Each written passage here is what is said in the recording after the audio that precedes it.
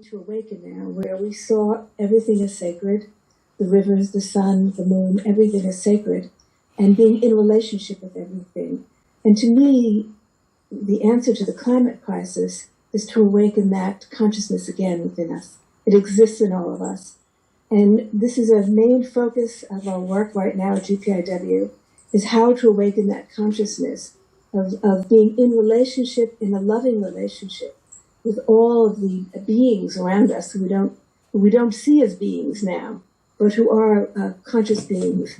And so nobody speaks more eloquently and beautifully about this than Ammaji. So I'm going to, without saying more, just turn it over to you, Ammaji, to speak about this consciousness of being in relationship with all that is.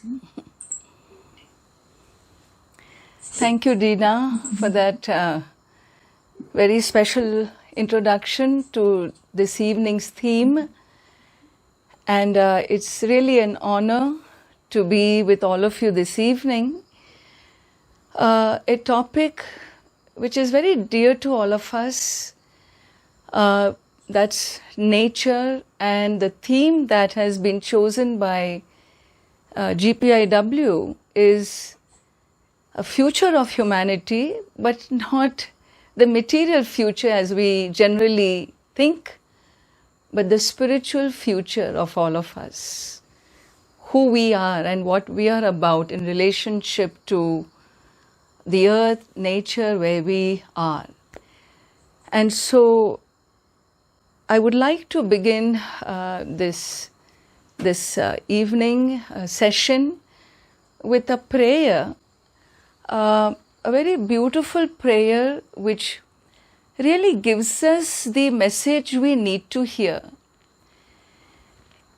It's a prayer from the Rig Veda. It is the last mantra of the Rig Veda. Rig Veda is the oldest scripture in our humanity today. And whenever I look at that mantra, it really speaks to me, giving the message that we need to hear, we need to understand as a humanity. This mantra is called Aikya Matya Suktam. It's a Suktam, a hymn, meaning a hymn for unity, a hymn for oneness. And let me recite this hymn as the Veda has given us, and let us understand it's a dialogue between the human civilization and the divine. A dialogue, I say, because we seek something and divinity responds and tells us how you can get what you seek. And for this I shall chant this prayer, and later on as we unfold the topic, I would like to present the meaning of this prayer to you. So with our voices muted, computers muted, let us be prayerful and join me in this most ancient prayer for unity. We do a national anthem to inspire spirit of patriotism, but I really look upon this as the earth anthem, the anthem for us as earthlings. And so it is a prayer to bring us together in unity as life forms of earth.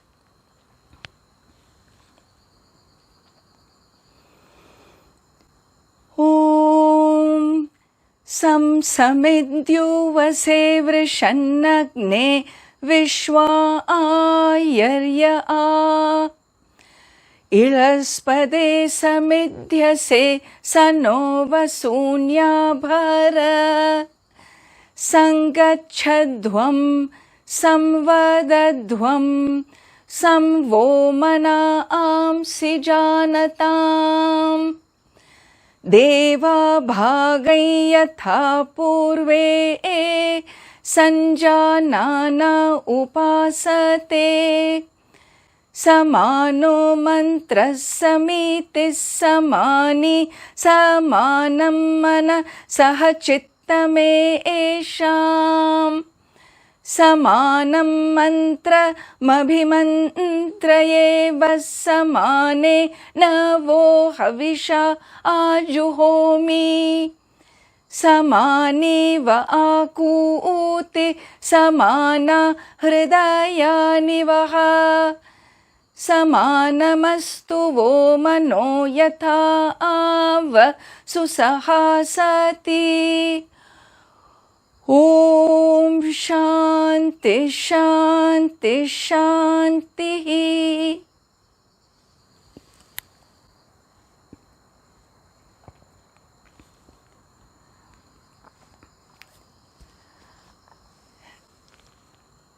The beautiful topic of this evening is responding to the call of nature. In fact, responding to anything, to anyone, to fellow human beings, to life forms, to anything is always dependent, I think, on our relationship with that thing.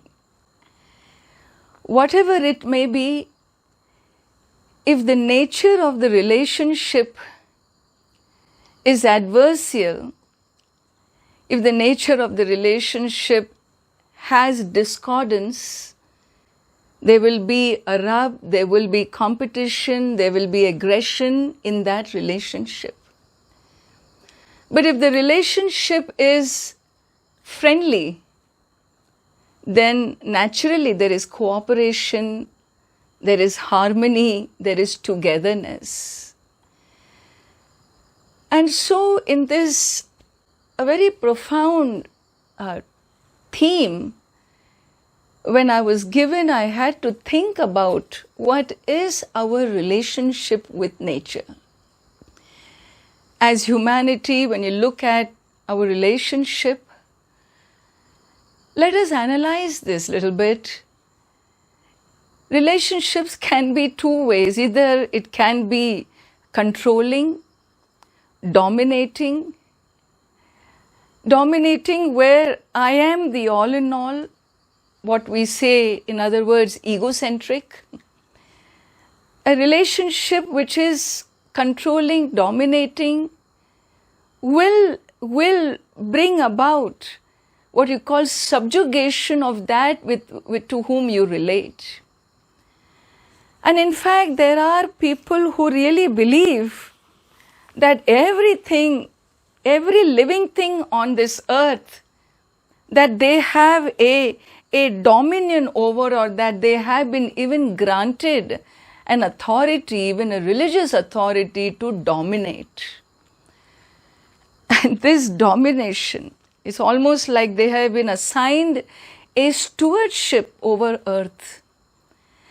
And therefore, over all beings, there is a relationship of control, of selfishness, of fighting, of winning. And this domination and subjugation primarily makes us takers from nature. We make it so egocentric that, so human-centric that, this relationship, that we need to always be takers and we disregard those from whom we take. Those from what we take, there is a disregard naturally, because I have dominion over earth. Well, this is one type of relationship that we find ourselves as human beings having. Another type of relationship is connected to protection, conservation. And here you may safeguard resources, but safeguarding resources is for what purpose, if we ask human beings, human society? Well, I safeguard these resources because they are for my later consumption. Again, they are for my later consumption, and therefore there is I that comes in, the egocentric approach, and for later profit, and therefore a greed is inevitable. Well, these are not people like the previous category who are indiscriminate in their relationship with nature, but these are people who protect the assets. They view conservation as a way of protecting their assets. This is my asset for my personal consumption, and therefore still the sense of personal benefit, personal profit, personal greed is inevitable, and they continue to be what? Takers. The sense of ownership is high, and therefore the sense of superiority is also high. And therefore, while we become conservationists, it is still centered around the benefit of human beings.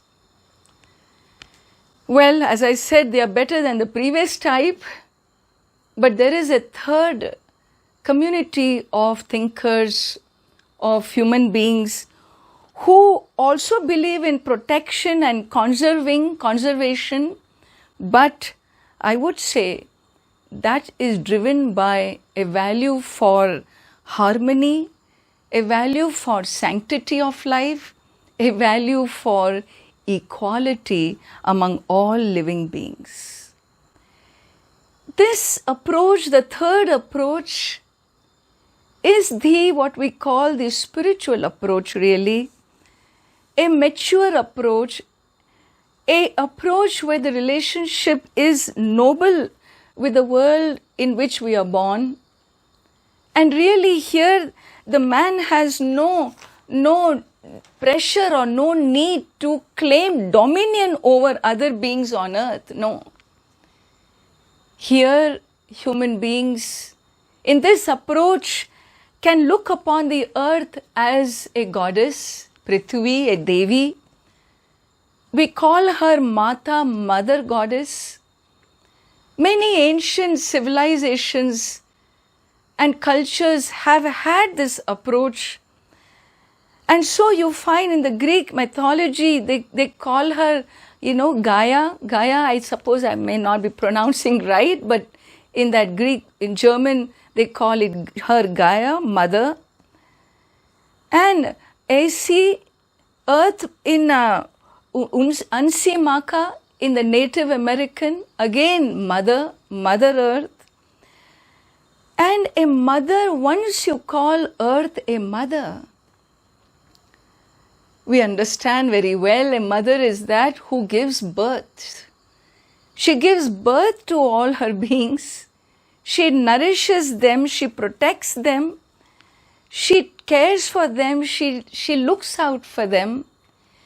And whichever child is nurtured by her mother, his or her mother, can that child ever seek dominion over the mother? Can that child ever think of hurting that mother? And so the relationship, she has nurtured not only the human race, she nurtures the plant kingdom, the animal kingdom, she nurtures the amphibians, she nurtures so many races on this planet. Are we the only race on this planet? No. We are one of her many races of children that she nurtures. And therefore, relationship with mother and with fellow life forms or fellow living beings becomes very, very important, whether we treat them with respect, with equality, for equal right to live, whether we give them that space as they give us space to live. And so here I would say these attitudes, many ancient indigenous cultures of the world, religions of the world, spiritual traditions of the world have held very dear in their traditions. And consciousness of those societies was always about nurturing such attitudes, such thoughts, such expressions.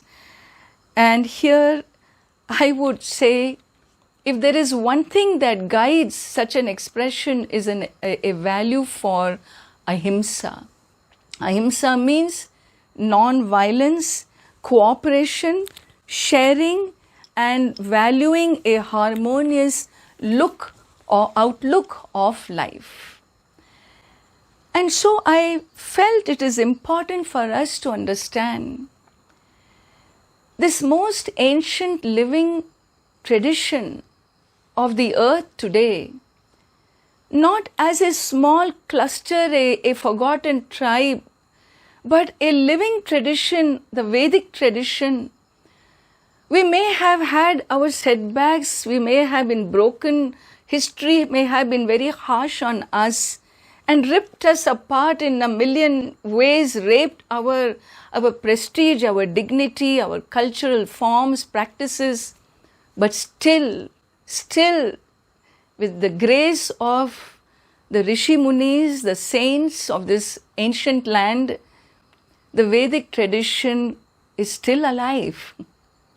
The consciousness of the people still has these ideas, this approach, and I felt it is important for us to revisit what the Vedas, the most ancient scripture of humanity today, have to say about the very universe, the very nature.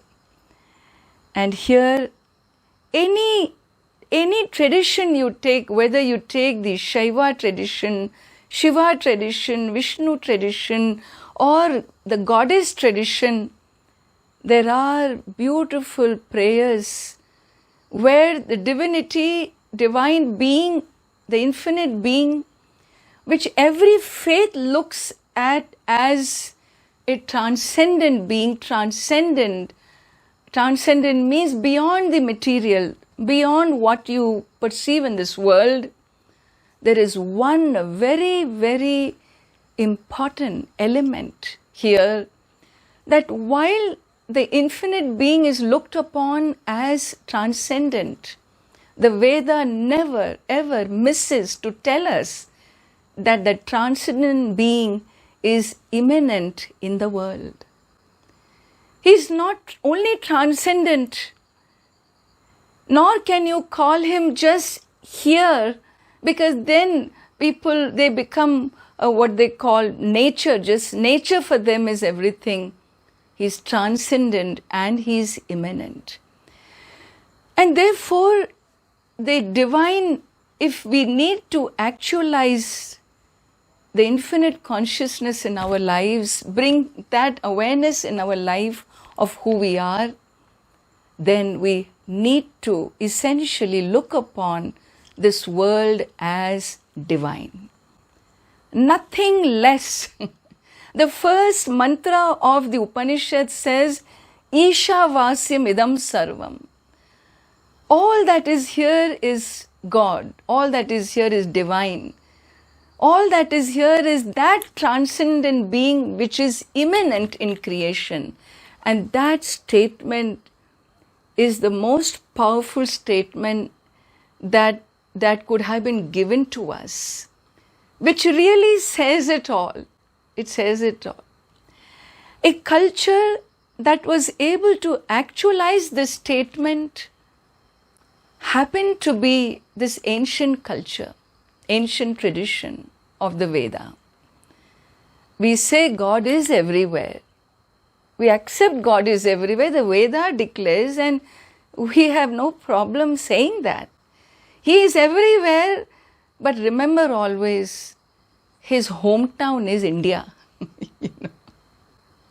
His hometown is India. His postal address is India, because this ancient culture has managed to hold in its consciousness this awakening based practices. And let me make myself very clear on this. when we talk about the living being as being the very universe, being the very omniscience, knowledge is universe. We always think knowledge is in the books, the school books that we carry to school system. Physics, chemistry, geography, everything is in the books. Knowledge is in the books. Maybe today it's in the digital form. But neither knowledge belongs to the books nor to digitalization. Knowledge is vibrant, alive in the universe, in nature. A leaf, you take a tree, you touch a leaf, it is nothing but knowledge manifest. There is nothing in nature that functions which is without knowledge. And knowledge does not sit in matter. Matter is inert. Knowledge only sits in an omniscient being. And therefore, nature is omniscient. Nature is divine. Nature is transcendent. And divinity's immanence is in nature. And so, keeping this vision in our consciousness, the Veda talked about the space as sky. Sky as father, the protector, the big man of the family, the head of the family, the protector is Akasha. He is the father. He is all accommodating, all accommodative. And the subtlest of his manifestation is space. From space, the Upanishad says, Akashat Vayuhu, comes wind, air. And air and space, they work together. Air is not just matter. Again, as I said, it's omniscience in rhythm, in movement. And so air, Vayu, is looked upon as the medicine of the world. And he carrier of goodness wherever the wind blows. And you know who's wind's best friend according to Veda? The forest. The forests of the earth. Mother Earth provides the forests, and they are in great friendship because the forests protect the herbs. Forests protect the fresh air, the oxygen, and that herbs, those medicinal plants is carried by the wind all over the planet. And therefore we revere, we call, he is a purifier, and we worship. In the Veda we have prayers of worship called Pavamana Suktam, that which purifies, and that is the wind god. And like this we come from the subtler to the grosser. Akashad Vayu, Vayor Agni, fire. That luminary of the planet, the biggest luminary of the planet that appeared before life on earth is the sun. And so the sun is looked upon as the first manifestation of omniscience. He is looked upon as a life giver. In fact, he is the essence of life, the Veda says. Minus sun, there is no light, there is no energy. All your energies of the earth is nothing but direct or indirect given by the sun. Whether it is hydroelectric or wind power or any power. Therefore, Surya is very important, integral part of a daily practice of worship. And he is the one who moves time. In fact, he comes in a chariot, Veda says. And with 7 horses, the Vibgyor, the 7 colors. His chariot has only one wheel, enough for him. He doesn't need so many wheels. And that one wheel is the wheel of time. And when he moves, and in his movement, every movement makes sound. That sound is the sound of Om. And so sun is called Ravi. Rauti iti, the one who makes the sound of Om. and moves the wheel of time, and therefore don't take the Surya for granted. Every day he makes his presence very clear. He is the giver of life. We are not givers of life, and therefore we need to relate on a daily basis to Surya. And the tradition gave practices. It said, don't worry, just do one namaskara. Surya namaskara you do. Don't chant 108 names, chant 12 names of the Lord and do 12 namaskara. All your problems will vanish. We have many yoga practitioners in this group. You know what is a Surya namaskara? It stretches every muscle. It really exercises every bone joint. 12 namaskara done every day, your health will be pakka. And when the physical health is good, all these mental worries also will go away.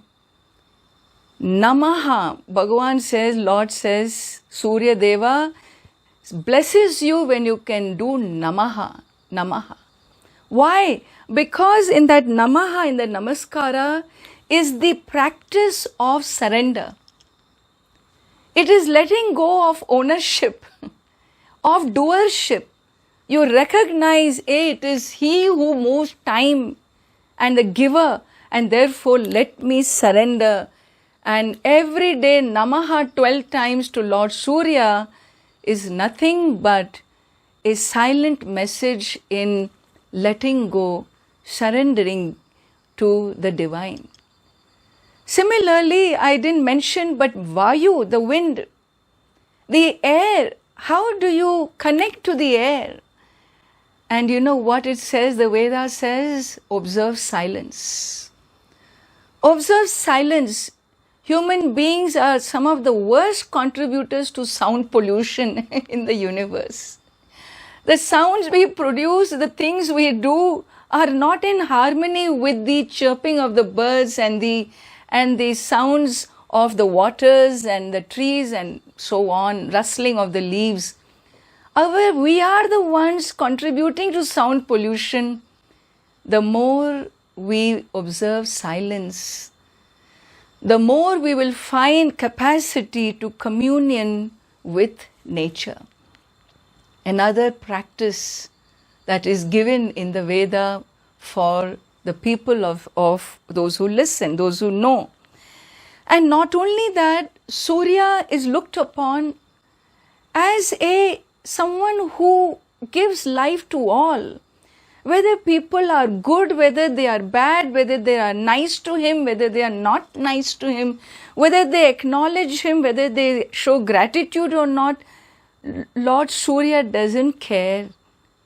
He is a life giver for all. And therefore he is called the greatest karma yogi. He is a yogi, he is the biggest karma yogi. And so be like him. Don't judge people. Be a giver like Lord Sun is. And not only that, the Veda says, we'll always ask, like Hanumanji found Surya so far away when he was a child. He thought it was a big apple. And so he leaped wanting to go and catch this apple to eat. And then when he approached Surya, the celestial being said, this kid doesn't understand what he is doing. And so they hit him and he fell down and thus his jaw broke, and so he's called Hanuman, Hanu is jaw. And so not knowing why this thing is sitting so far up, if you say, well, he has sent his representative on earth and his representative is fire. And through fire, the first element manifestation on earth, through fire says, hey, we know you are earthlings, you cannot reach up there, but make your communication through me, and I will carry it to the celestial worlds for you. And so Lord Fire plays the central role in the Vedic culture, like many indigenous cultures of this planet where fire became a key, the center, the instrument to carry your prayers to the higher worlds. And so fire rituals, Veda gives us rituals and rituals, all fire rituals to bring communication, your intentions into the divine world. Then comes water. And water is considered to be the essence of life, the basis of the universe. And we have Parjanya Suktam. A Suktam, a Vedic prayer for waters, for rains, for waters. And it is said the sun and the waters are again very in great friendship. They work in unison because the ocean has gallons and gallons of water. It is this sun who works very hard to evaporate it, to carry it out, to really remove all the salt element in it, and to give it to us as fresh waters, to fill the lakes, the reservoirs, the rivers. And what a harmony in which the sun and the ocean world functions. All of them are working so hard every day to provide us fresh waters. And so water is considered to be the god of medicine. And so in Ayurveda we have Jala Chikitsa. A therapy with water is done for cleansing, for clearing a lot of health issues. And so she is called Hiranyavarna. She is considered to be gold, the flowing gold on earth. Why gold? I don't see her as gold. Because you have put her in tunnels.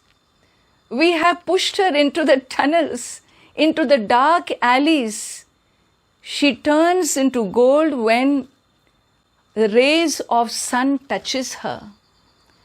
And therefore, it is said, her purity is, she can cleanse you when you allow her to flow in her path, you don't interfere with her.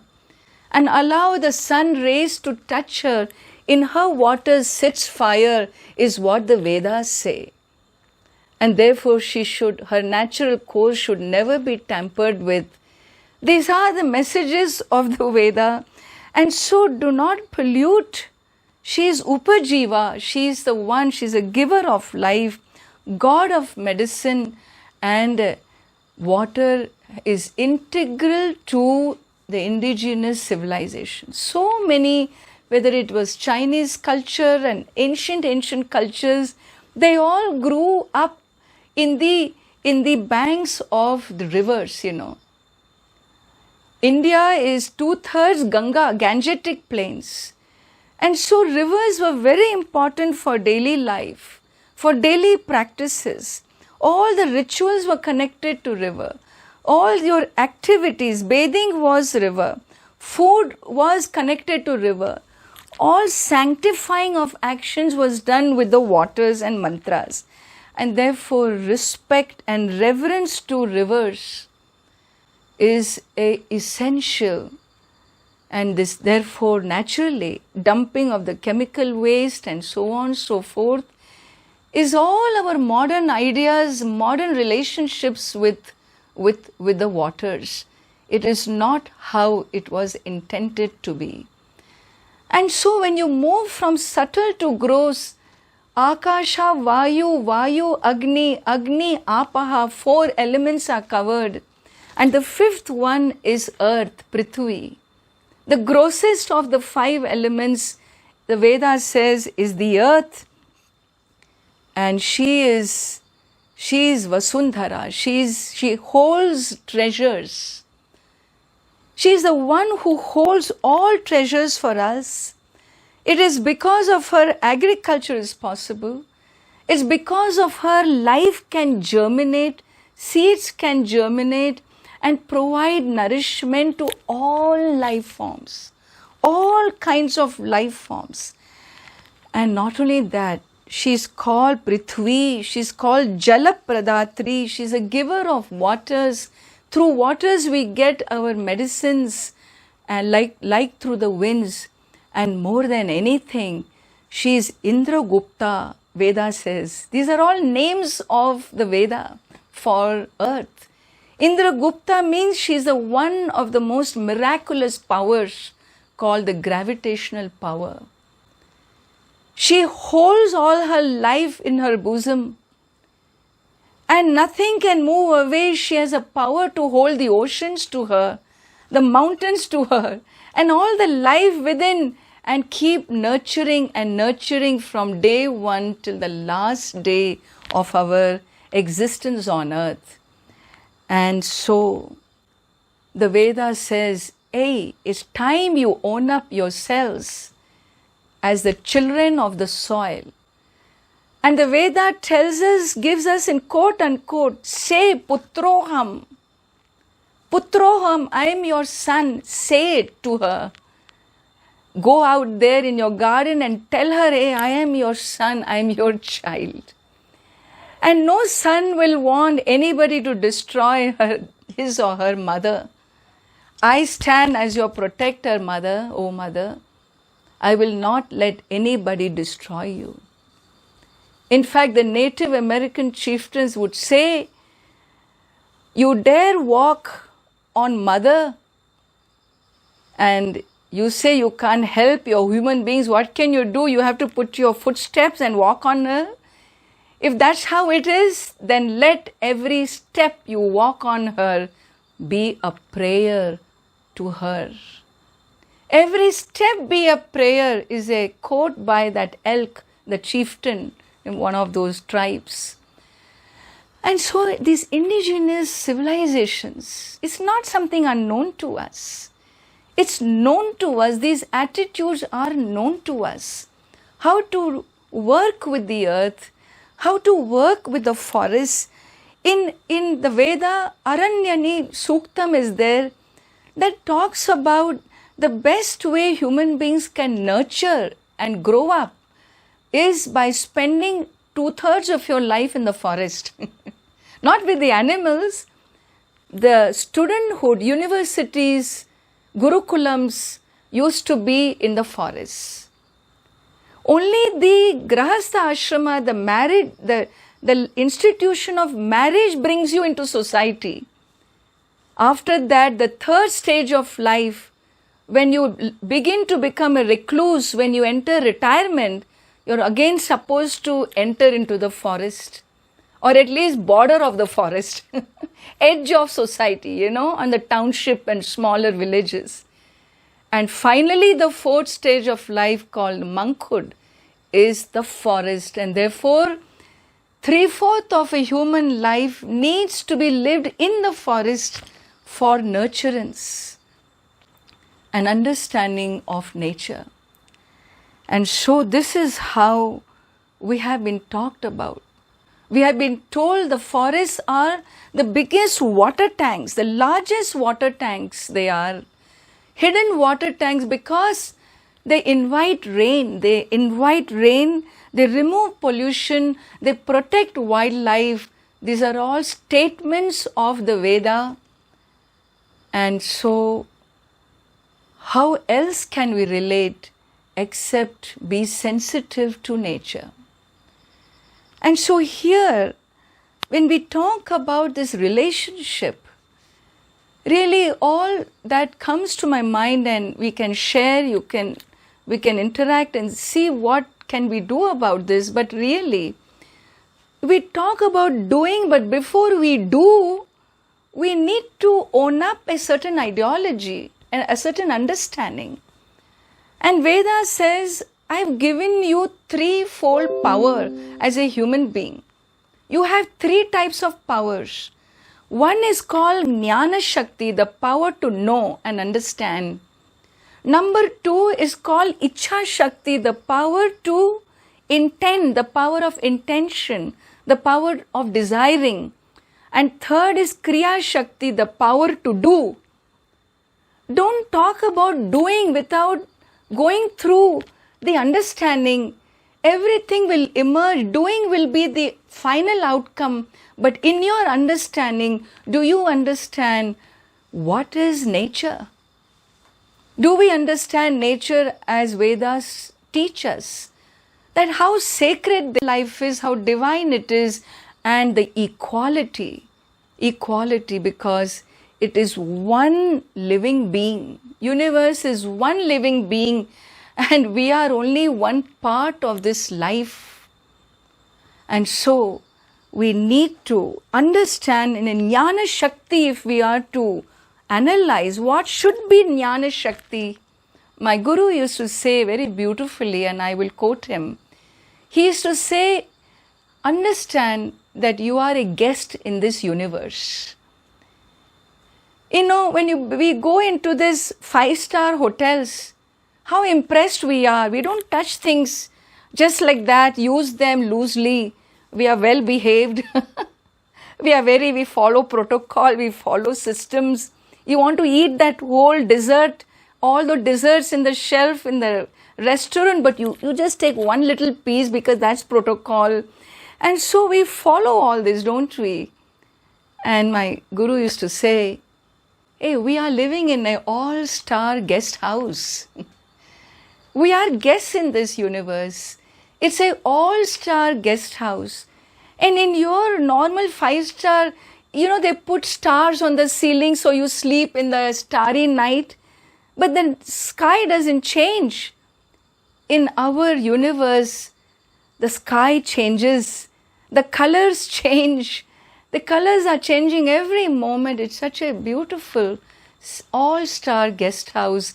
Can we not be gracious guests in this guest house?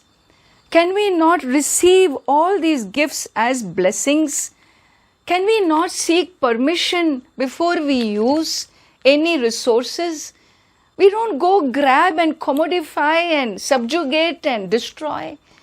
We should become seekers of permission.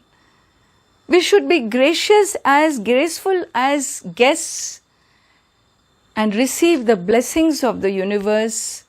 And therefore, one important attitude Veda talks about is the attitude of gratitude.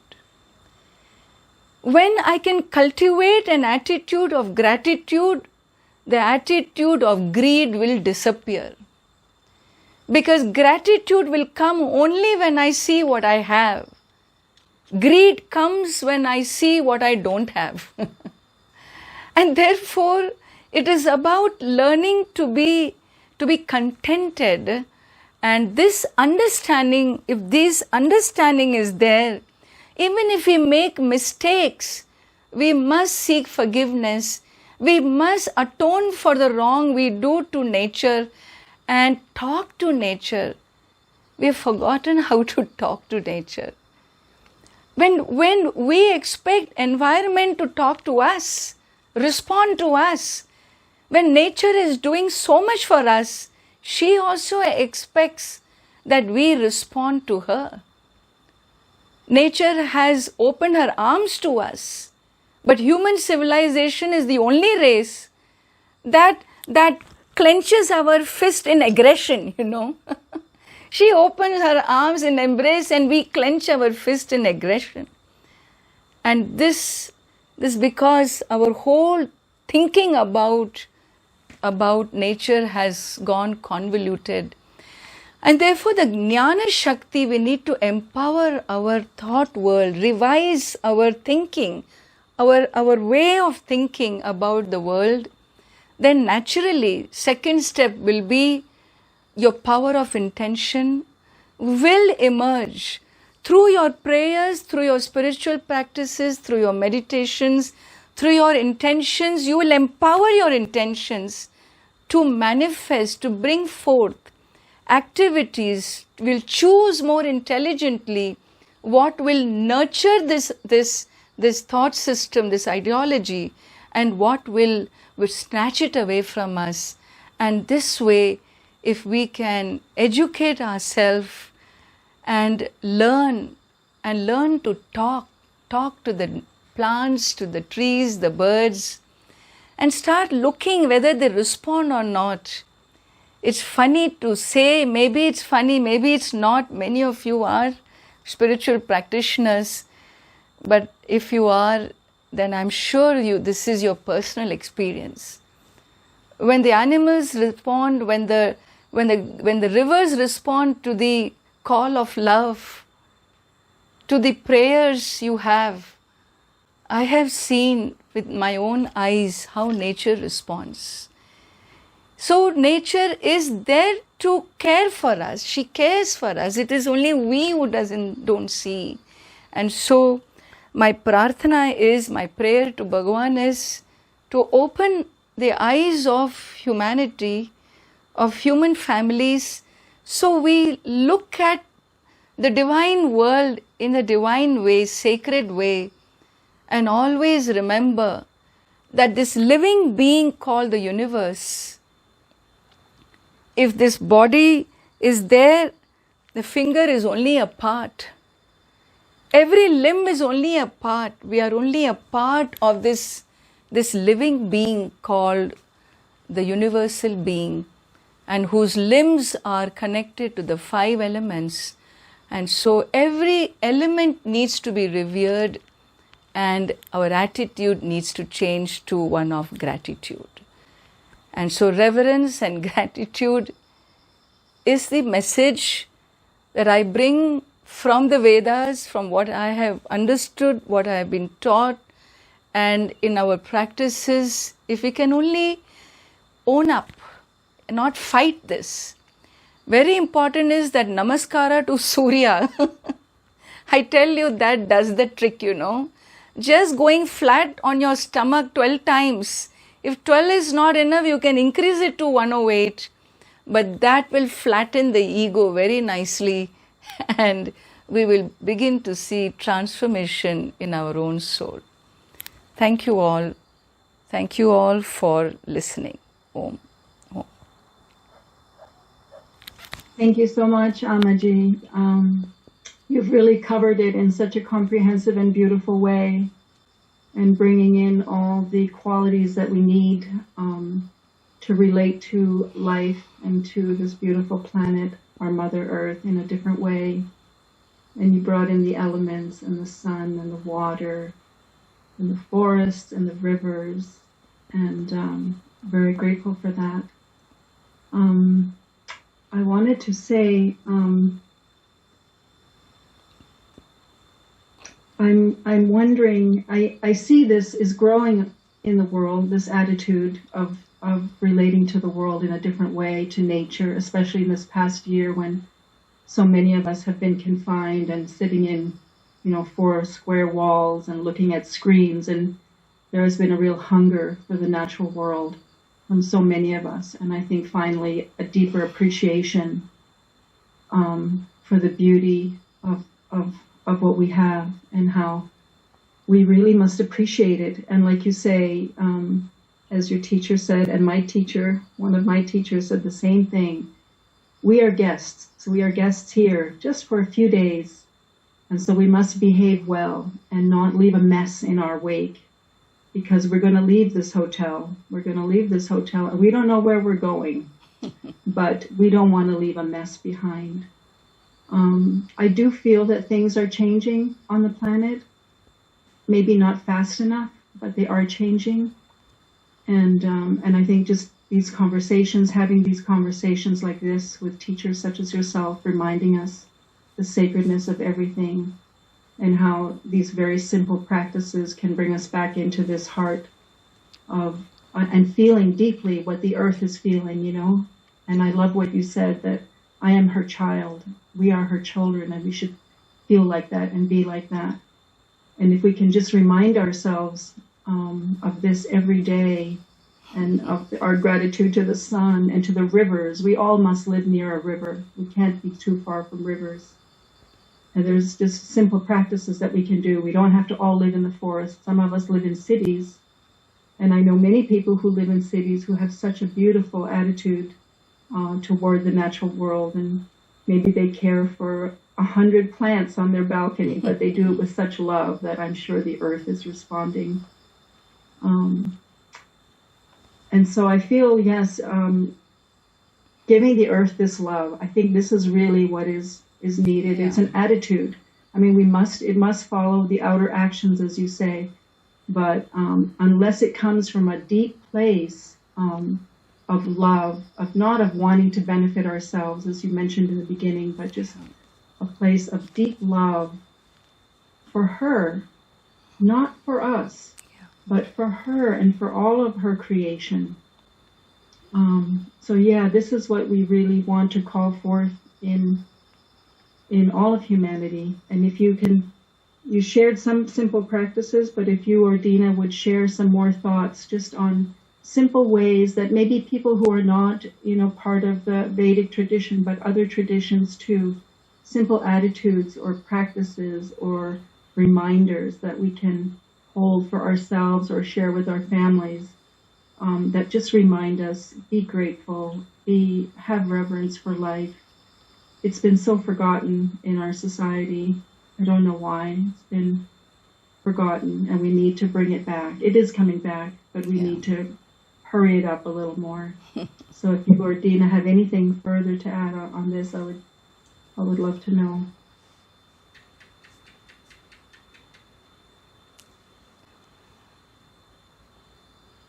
Ammaji, did you want to add anything? I'm waiting for you to add, Dina. Well, I love what you said about silence, because I think people often ask us, well, how do we feel this love for the natural world? We become so separated mentally from so much of life, because so many people live in cities, and the pace of life is very quick, and so it really takes effort to set aside time to go sit quietly among some trees, or to go sit by a lake, or to go sit by a river. It's not part of our everyday life anymore. And so it takes an effort to do that. But I think it's being very conscious and mindful. And the prayers can just be heartfelt prayers. It's just sitting in nature in silence and feeling this exchange, this beautiful exchange with the animal life, with the plant life, with the waters. I mean, it's true what you said about being conscious of all the elements, of just being with the sun for a few minutes, just being with the sun. Most of us just go through the day without consciously being with the sun. I know I make an effort in the evenings to go find the moon. Not every evening, but often I do that. Just to go be with the moon for a few minutes in the evening. Yeah. The moon is beautiful. It's just a beautiful being. And, it's different every day. So every day it's a different experience of being with the moon. So I think it's I consider this to be part of a spiritual practice. We think of spiritual practice as just sitting in meditation or doing chants or doing prayers. But I think part of the spiritual practice is, I consider planting to be part of a spiritual practice, taking a walk in silence to be part of a spiritual practice. So I think it's finding ways to integrate into our spiritual practice these times of being in relationship. And it's not just doing the act, but it's the mental state of being in relationship. It's all about relationship, as you said. Being in a friendship, being in a love relationship with, and I think that's what is so desperately needed now, because there's such stress put on the ecosystems, put on all of the life forms are going through such stress at the moment that and there's a limit to what can the individual do to relieve that stress. Yeah. Well, one of the things is taking time each day to be in a conscious relationship and to send loving energies and loving thoughts to all of the beings and all the manifestations of life that we encounter. Very true, Dina. One very big lesson that nature, I feel, taught us. Every day we are learning lessons of life. But this COVID-19 has been a very strong message, a strong message for humanity to slow down And when I look at the impact it had on every human being, there is no human being on this planet who is not affected by this COVID, whether it is economically, materially, spiritually, whether you are a teacher, a doctor, a student, a educationalist, you are a human, right? That's it. So you get one whack from nature. This is how I took it, that she's telling us, wake up, stop. Why are you running like this? You're running too fast. In this fast lane, you're just going somewhere, you don't know where your end is, what you want. And in the meanwhile, just destroying everything and making everything centered around you. And so just stop. And every one of us were forced to stop, look at our families, our children, our spouses, our grandparents, be with the family whether you like it or not, can't travel whether you like it or not. And this is something which has never happened before, and no one could stop human beings from achieving what they would do. We always find a way. This door is closed, we always found another door, how to get out of the situation. But this situation, when nature wakes up and raises her hand, that's mother, then we all have to only kneel down and say, I'm sorry, I'm sorry, I should have been grateful for all your love and your life you gave. Please forgive me, and now let us move on. We need her cooperation for us to move on. And I just pray for that divine intervention where, as it suddenly came from nowhere, this pandemic, it just is lifted away from all of us.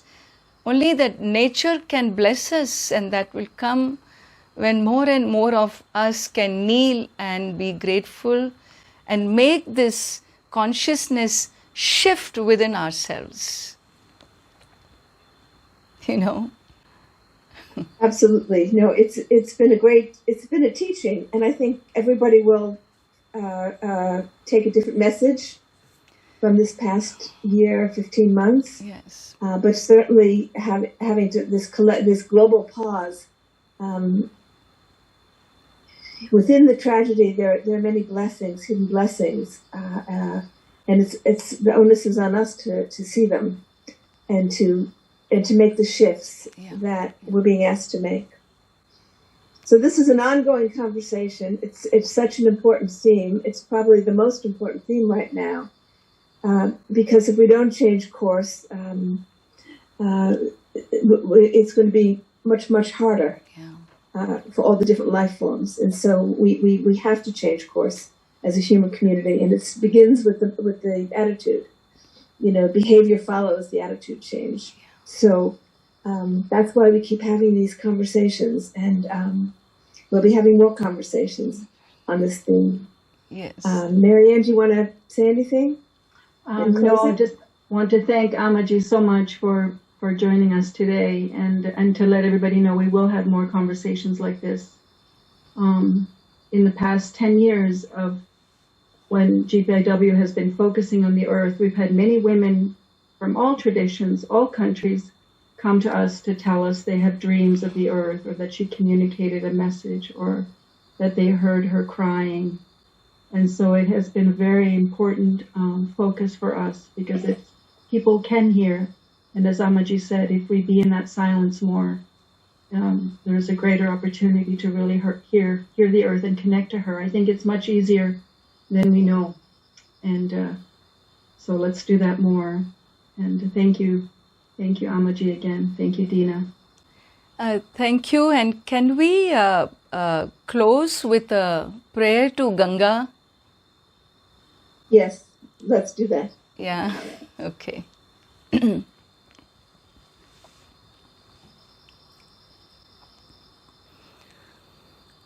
Om Sitaramakaranishanam Shubhravastram Trinetram करदितकलशोद्धृत् सोत्फलाभीत्यभीष्टाम् विधिहरिहररूपाम् सेतुकोटिरजुष्टाम् कलितसितुदुकूल्हां जाह्नवीं तां नमामि नमामि गंगे तव पादपङ्कजम् सुरासुरैर्वन्दितदिव्यरूपम् भुक्तिं च मुक्तिं च ददासि नित्यम् भावानुसारेण सदा नराणाम् जय जय गंगे जय हर गंगे जय जय गंगे जय हर गंगे जय जय गंगे जय हर गंगे जय जय गंगे जय हर गंगे जय जय गंगे जय हर गंगे जय जय गंगे जय हर गंगे जय जय गंगे जय हर गंगे जय जय गंगे जय हर गंगे।